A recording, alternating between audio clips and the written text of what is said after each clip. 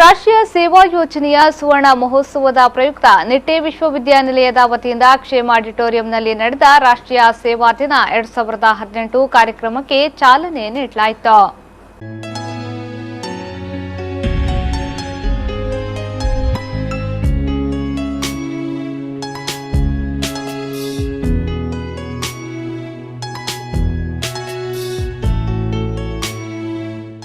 ಈ ಸಂದರ್ಭದಲ್ಲಿ ಮಾತನಾಡಿದ ಕರ್ನಾಟಕ ಸರ್ಕಾರದ ಸಚಿವಾಲಯದ ರಾಷ್ಟ್ರೀಯ ಸೇವಾ ಯೋಜನೆಯ ರಾಜ್ಯ ಸಂಪರ್ಕಾಧಿಕಾರಿ ಡಾ ಗಣನಾಥ ಶೆಟ್ಟಿ ಎಕ್ಕಾರೂರ್ ಅವರು ಮಾತನಾಡಿ, ಮುಂದಿನ ವರ್ಷಾಂತ್ಯದೊಳಗೆ ರಾಷ್ಟ್ರೀಯ ಸೇವಾ ಯೋಜನೆಯ ರಾಷ್ಟ್ರಮಟ್ಟದ ಕಾರ್ಯಕ್ರಮವನ್ನು ನಿಟ್ಟೆ ವಿಶ್ವವಿದ್ಯಾನಿಲಯದ ಕ್ಯಾಂಪಸ್ನಲ್ಲಿ ನಡೆಸುವ ಉದ್ದೇಶವನ್ನ ಹೊಂದಿದ್ದೇವೆ ಎಂದು ಹೇಳಿದರು. ನಿಮ್ಮ ವಿಶ್ವವಿದ್ಯಾನಿಲಯದ ಎನ್ಎಸ್ಎಸ್ ಕೂಡ ಕಾರ್ಯಕ್ರಮವನ್ನು ಅನುಷ್ಠಾನ ಮಾಡ್ತಾ ಇರುವುದು ಬಹಳ ಅಭಿಮಾನದ ವಿಚಾರ. ಆ ಕಾರಣಕ್ಕಾಗಿ ನಾನು ಬಹಳ ಮತ್ತೊಮ್ಮೆ ಅಭಿನಂದನೆಯನ್ನು ಸಲ್ಲಿಸುತ್ತೇನೆ. ರಾಷ್ಟ್ರೀಯ ಸೇವಾ ಯೋಜನೆಗೆ 2 ಉದ್ದೇಶಗಳಿವೆ. ಅದನ್ನು 1969 ಗಾಂಧೀಜಿಯವರ ಬರ್ತ್ ಸೆಂಚುರಿ ಟೈಮಲ್ಲಿ ಅನುಷ್ಠಾನ ಮಾಡುವಾಗ 2 ಉದ್ದೇಶಗಳನ್ನು ಇಟ್ಟುಕೊಂಡಿದೆ. 2 ಏಮ್ಸ್ ಅಂತ. 1, ಇಂಡಿವಿಜುವಲ್ ಡೆವಲಪ್ಮೆಂಟ್ ಥ್ರೂ ಎಜುಕೇಶನ್, ಶಿಕ್ಷಣದೊಂದಿಗೆ ವ್ಯಕ್ತಿ ವಿಕಸನ ಅಂತ ಕರೀತೇವೆ. ಇನ್ನೊಂದು ಸರ್ವಿಸ್ ಥ್ರೂ ಎಜುಕೇಶನ್, ಶಿಕ್ಷಣದೊಂದಿಗೆ ಸಮಾಜ ಸೇವೆ. ಈ 2 ಉದ್ದೇಶಗಳನ್ನು ಇಟ್ಟುಕೊಂಡು ರಾಷ್ಟ್ರೀಯ ಸೇವಾ ಯೋಜನೆ ಕಳೆದ 50 ವರ್ಷದಿಂದ ಅನುಷ್ಠಾನ ಆಗ್ತಾ ಇದೆ. ತಮ್ಮ ಗಮನಕ್ಕೆ ತರಬೇಕು ನಾನು ಏನು ಅಂತ ಹೇಳಿದ್ರೆ, ಸರ್ ಹೇಳಿದ್ರಿ, ಈಗ ಬೇಸಿಕಲಿ 40,000 ವಿದ್ಯಾರ್ಥಿಗಳು.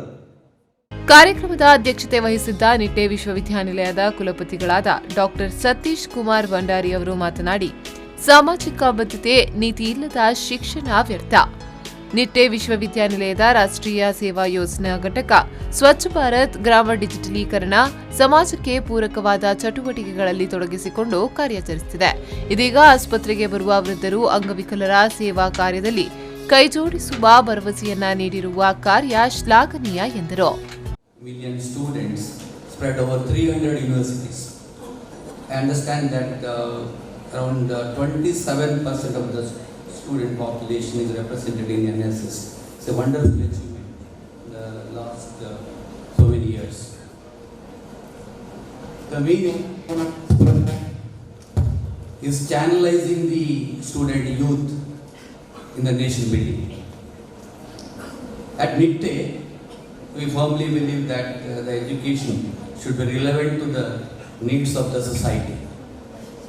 You must be all aware that we have got 21 rural health centers, medical and dental, spread out in 4 districts, and we are catering to the needs of 2.5 lakh patients, and 50,000 patients are referred to the base hospital, to our tertiary hospital here, and getting subsidized treatment.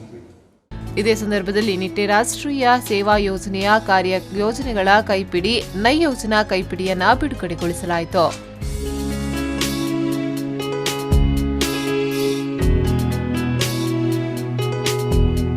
ಕ್ಷೇಮ ವೈದ್ಯಕೀಯ ಕಾಲೇಜಿನ dean ಡಾ Prakash, AB Shetty ದಂತ ಮಹಾವಿದ್ಯಾಲಯದ ಪ್ರಾಂಶುಪಾಲರಾದ ಡಾ Krishna Nayak, paramedical ವಿಭಾಗದ wise dean ಡಾ ಅಮೃತ್ ಮಿರಾಜ್ಕರ್, ನಿಟ್ಟೆ ವಿಶ್ವವಿದ್ಯಾನಿಲಯದ ಆಡಳಿತ ವಿಭಾಗದ ವೈಸ್ ಡೀನ್ ಡಾ ಜೆಪಿ ಶೆಟ್ಟಿ, ನಿಟ್ಟೆ ವಿಶ್ವವಿದ್ಯಾನಿಲಯ ವಿಜ್ಞಾನ ಶಿಕ್ಷಣ ಮತ್ತು ಸಂಶೋಧನಾ ವಿಭಾಗದ ಆಡಳಿತ ನಿರ್ದೇಶಕರಾದ ಪ್ರೊಫೆಸರ್ ಅನಿರ್ಬಾನ್ ಚಕ್ರವರ್ತಿ, ನರ್ಸಿಂಗ್ ಕಾಲೇಜಿನ ಪ್ರಾಂಶುಪಾಲರಾದ ಡಾ ಫಾತಿಮಾ ಡಿಸಿಲ್ವಾ, ವೈದ್ಯಕೀಯ ಅಧೀಕ್ಷಕರಾದ ಡಾ ಶಿವಕುಮಾರ್ ಹಿರೇಮಠ್ ಮುಖ್ಯ ಅತಿಥಿಗಳಾಗಿದ್ದರು. ನಿಟ್ಟೆ ಫಿಸಿಯೋಥೆರಪಿ ವಿಭಾಗದ ಪ್ರಾಂಶುಪಾಲರಾದ ಡಾ ಧಾನೇಶ್ ಕುಮಾರ್ ನಿಟ್ಟೆ ಸೇವಾದಳದ ಕುರಿತು ಮಾಹಿತಿಯನ್ನ ನೀಡಿದ್ರು. ನಿಟ್ಟೆ ವಿಶ್ವವಿದ್ಯಾನಿಲಯ ರಾಷ್ಟ್ರೀಯ ಸೇವಾ ಯೋಜನೆಯ ಸಂಯೋಜನಾಧಿಕಾರಿ ಡಾ ಸುಮಲತಾ ಶೆಟ್ಟಿ, ರಮಾ ಅಡಿಗ ಉಪಸ್ಥಿತರಿದ್ದರು.